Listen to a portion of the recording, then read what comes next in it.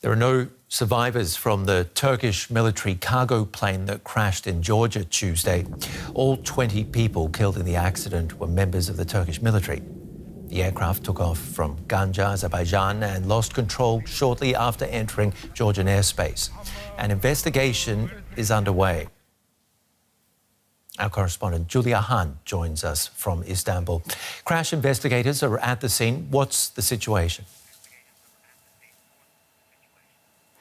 Well, a Turkish team has joined the inspections at the site of the crash of that C-130 cargo aircraft early this morning. We've seen footage of fire trucks, army vehicles in the area, which is at the Georgian-Azerbaijani border. We've seen search and rescue teams scanning the grounds. From what we understand, the wreckage is spread across an area of farmland there. Now, the Turkish Defense Ministry this morning released a list of the 20 soldiers that were killed. Their images are now being shown on Turkish television. Of course, the incident caused great consternation here, sadness, but also many question marks as to how this could have happened.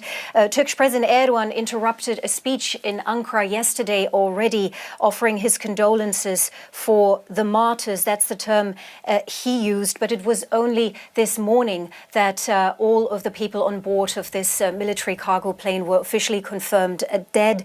Now, you have to know, for Turkey, this is the deadliest military incident in more than 5 years and the worst non-combat incident in more than a decade. A number of countries have offered their condolences to Turkey after the crash. Azerbaijan, Georgia, Germany, the US, Russia, but also NATO's Secretary General, as Turkey is, of course, a member of NATO. Julia, any idea how close authorities are to working out what caused the crash?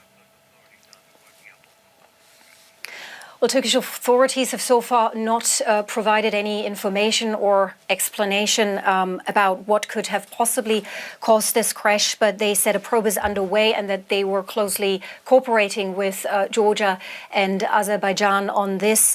What I can tell you is the C-130 Hercules is produced by U.S.